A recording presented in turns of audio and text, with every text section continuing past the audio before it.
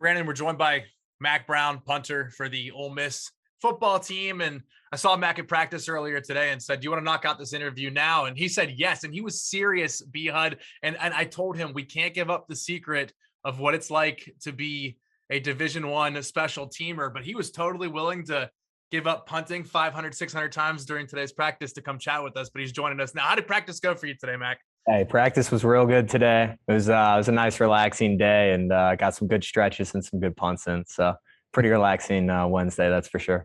You're back here for your sixth season with the Rebels. You had that opportunity because of the COVID eligibility extension. You must really love Oxford to come back here and don the red and blue for one more season. Absolutely, it's a very special place to me, and welcomed my family in with open arms, and couldn't leave just yet, not without an extra degree and another year of football with the Rebs. From Eden Prairie, Minnesota, just south of Minneapolis, what drew you to Ole Miss? That's a far away from home.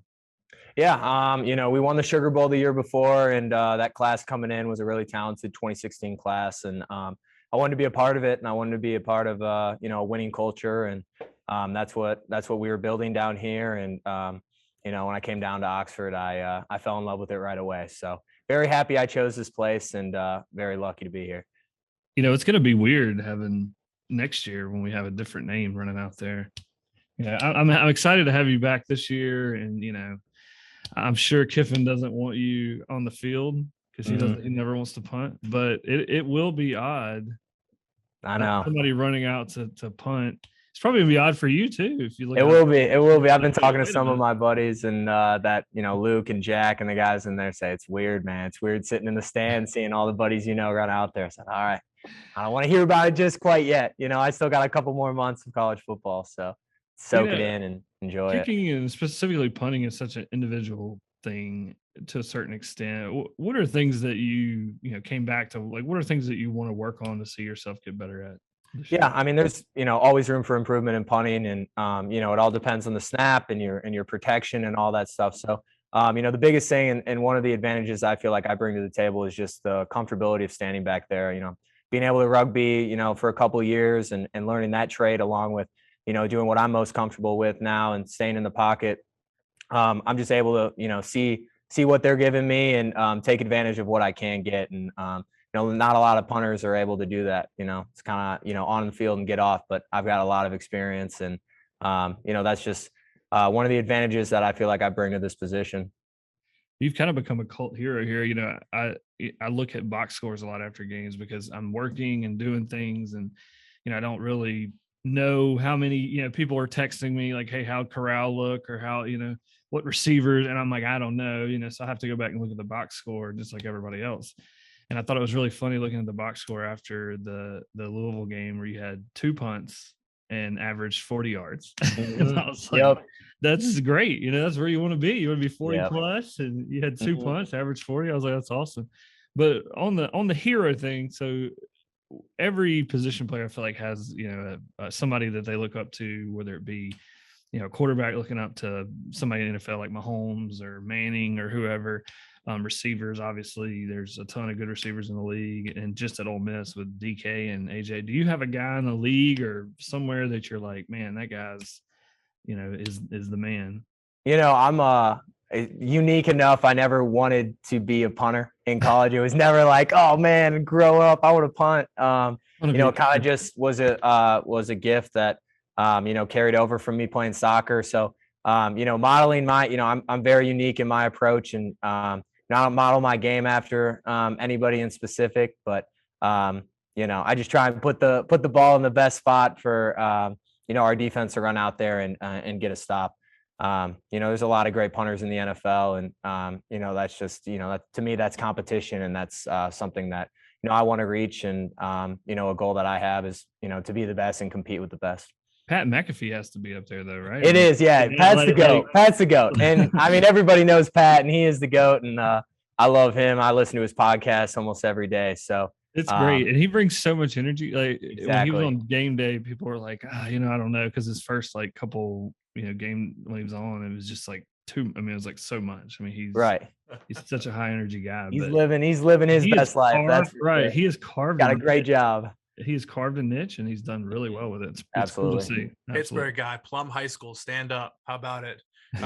We joke about the practice rituals and habits about special teamers, but you guys are in the film room, planning for opponents. And I think we understand what a quarterback looks for. Cover two, we're doing this, or a defense, when this guy goes in motion, they're probably going to run something to this effect. What do special teamers, what do punters look for when you're in the film room?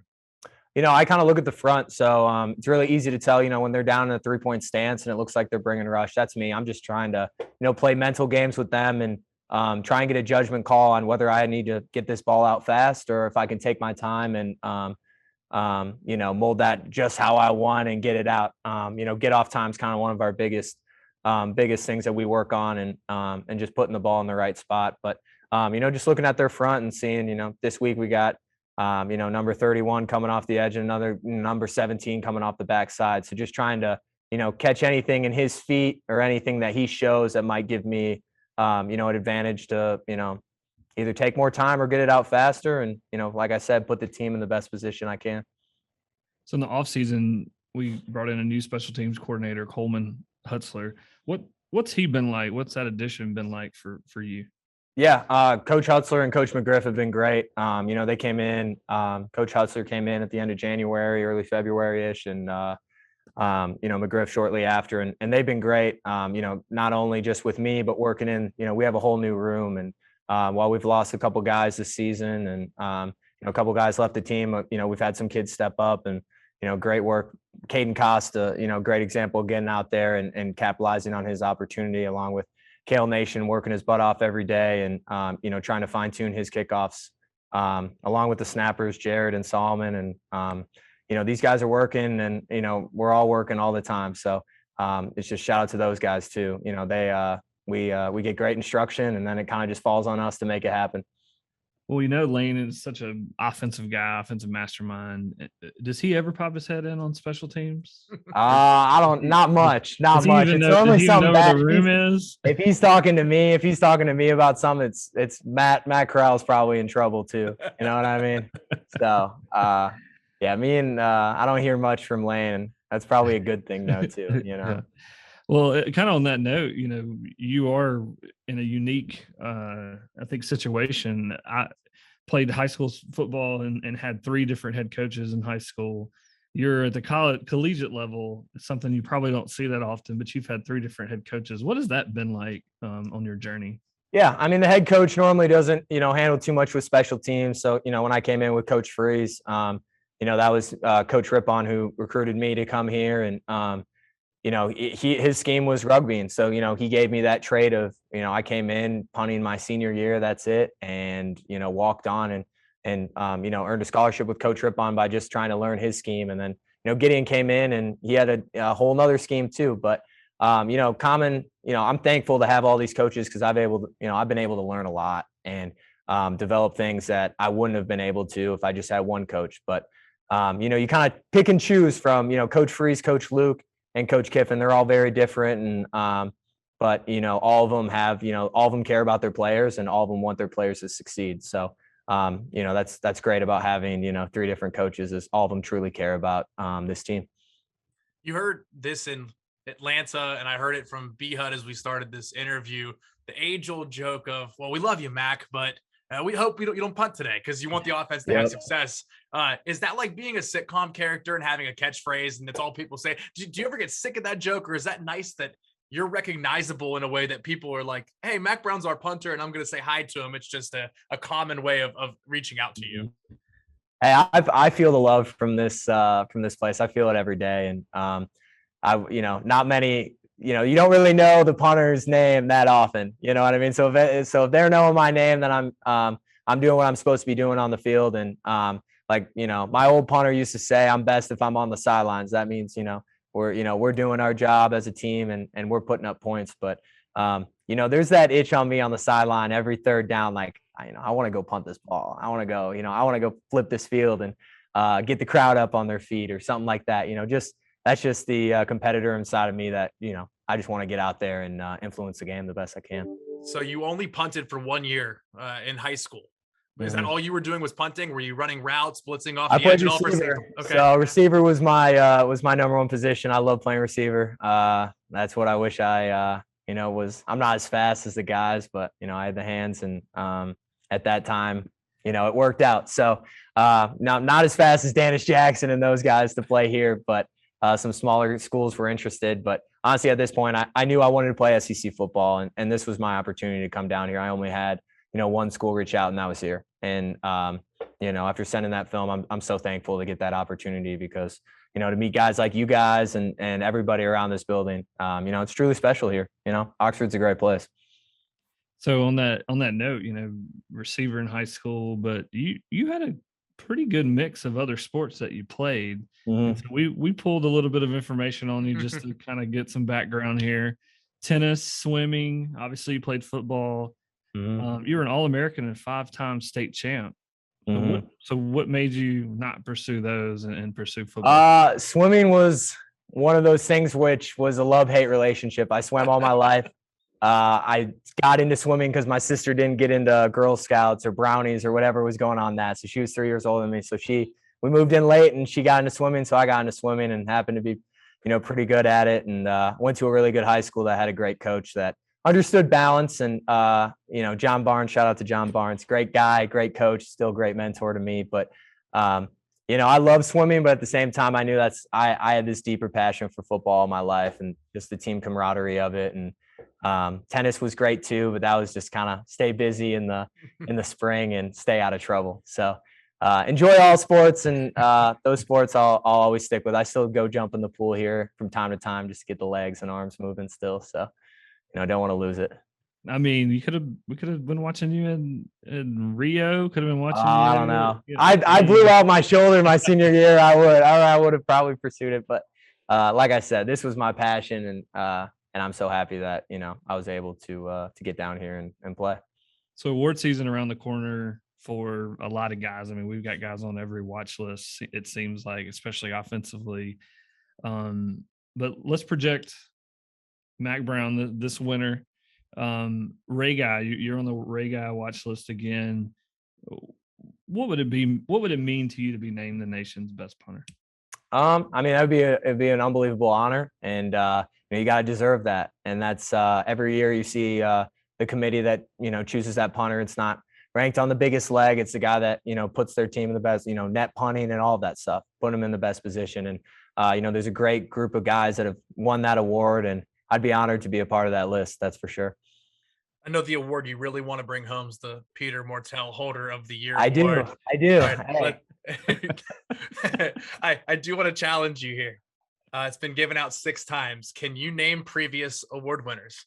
Mac Loudermilk. I know the guy from Oklahoma got it. I know guy from Michigan got it. Wow. Yeah, that's impressive that you did. Peter Mortel, I mean, that was a guy that I guess if you were to say anybody to look up to growing up, I think he punted for the Gophers. He was a hell of a punter, and just watching him at the camps that I would go to, that was probably the guy that I saw and be like, I want to be like that guy. The guy's a jokester. He's got good jokes. He's funny. He's part of the team. Everyone seems like they like him, and he can punt that ball pretty far.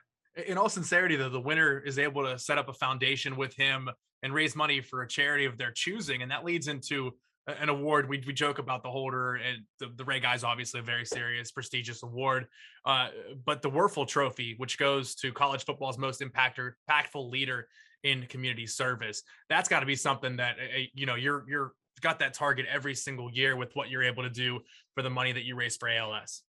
Right, and the Werfel would be unbelievable. That's truly one of the best awards I could say. My family has sat down and talked about that, and that's an unbelievable honor just to be recognized in that group. And just meeting people along the way and seeing that watch list, there's some really special names on there each year, and the impact that they make on the community is truly remarkable for the time they have as student athletes. Well, and I think when you talk about community service, obviously, or not obviously for some maybe, but for us being around the program, being around you, we know about the awesome lemonade stand. I've seen it on the season. I've seen on college or SEC Nation. I've seen it on our game program magazine that we put out. Tell us more about that in a nutshell. How'd that come to be, and how's that going, and why is it so important to you? Yeah, I mean, it's not only important to me, but it's, my family and my community. And, the reason why we started it was for a family friend's dad who was diagnosed with ALS, and Mr. Brandt. And that's just one of the names. But, along the road, the reason why we've done it every year for, 10 years has been the people that have approached us and just told us the impact that this lemonade stand. I mean, this is your average, your kid's lemonade stand on the corner just for 25 cents. And, to raise over $125,000 doing that in 10 years is, there's no way I would have thought it would have turned into that. But it's the community and the way that people come and approach us and letting them know the impact that this has had for them and the hope that this gives them. And that's the reason why. And, the letters we get and the stories we hear is why we continue to push to find a cure and push to raise money for this cause. My favorite thing about it is how you get your teammates involved in seeing Luke fly up to Minnesota, whoever it might be, to take part in it. So I'm hopeful that some of these new faces we're talking about are able to help you get involved in the project. You already kind of started to hint at it. I think that talks about the kind of guy you are, Mac, as we had questions built in for you to tell us more about some of the other special teamers that don't get the recognition, because you think about Jack, who was here all that time. Is Jared a future country music star? Are there things we need to know about him that we can get we got some talent, that's for sure. We got some talent in our group, and we're small. We only got 5-6 guys, I think. So we're a small group, but we got some talent. I mean, Costa's got a great leg. He's a great kid, young guy. He's still fiery, keeping me young. You got Solomon Landrum. He came from a junior college, and him and Jared battle every day snapping. And that's kind of we fell in. It was Luke, Jack, and I for about 3 years, and now it's kind of fresh legs coming in, and it's competition every day. I mean, Kale's pushing Caden, Caden's pushing Kale, and the snappers are pushing, and we just got a new kid named Charlie Nichols, and he's coming in, and trying to prep him the best I can for when I leave, and pass that on. So I really like the dynamic of our group, and it's just, in the end, it's just guys out there playing football and loving it, and that's why we wake up in the morning and come to practice, because this is what we love to do. No doubt. You mentioned Caden Costa, and it feels like just in a small sample size, obviously, but feels like he's going to be a special player here. He's got a big leg. What's he like? What's his DNA like? What's it, like what keeps him? I mean, for a freshman in some of the, the couple games he's played in, coming in, it seems like he's been kind of calm, cool, collected. What's he like? Yeah, he's what came off to me, and what stood out to me right when I met him was his confidence. He's a confident kid. He came in, and he's a scholarship out of high school. So obviously, in the special teams committee, that's you putting some trust into a kid if you're scholarship and out of high school. And he came in and he assumed he took over that role, and he hasn't looked back. And he from what he does outside the building, from what he's constantly trying to get better, and he pushes our group along just to be better. And he's a great kid overall, and I'm happy that he's on our team. I love seeing a 48-yarder bang by about 10 more yards. You watch it, me and him will headbutt after every field goal, and after one like that, we'll be headbutting pretty hard. We're pretty juiced. That stuff fires us up. No doubt. And it's cool to see. The first time since like 2016 we've had one over 45 or 46. So right. That was neat to see. Mm-hmm. Back to you though, and kind of we'll wrap up a little bit, but with your time here, I mean, you've been involved in committees, you've been in, a part of SAC, you've done a lot of things to continue to kind of leave your mark. What do you really want your legacy to be when you leave? When someone looks back and says, the name Mack Brown, what do you want Ole Miss people or Ole Miss fans to think about? Yeah, I mean, my mom taught me at a very young age, every time you walk into a room, try and leave a room better than you found it. And that's just one thing that I've kind of always stuck with. And it's always the little things that can influence somebody's day, whether it's just you asking them about their family or you asking, how they're doing. If somebody was to summarize my time here, just, he stuck it out. Somebody, Coach Rippon took a chance on me in 2016, and when people were leaving and people were transferring, I mean, they took a chance on me, and I gave them a commitment to stay. And, I'm going to give them everything I got and pretty much, put my heart and soul into this team as best as I can, whether it be punting the ball or just, trying to influence other people to make the right decisions. That's what I kind of feel like my leadership role is here. And obviously with the experience that I have, I just, hey, I hope you, I guess down the road, you guys say, yeah, I think that punter from whoever that guy's name was could kick the damn ball. That's kind of what I want, and that he was an overall good guy. Well, we love that, Mac, and I think Oxford and Ole Miss are glad to have you. They're lucky to have you for another season here. And as you said, it's not quite finished yet. You got a handful of games left here in your super senior campaign, and we appreciate you taking some time here today to chat with us. Thank you again. Absolutely. Appreciate it, boys. Yep. Thanks, Mac. See ya.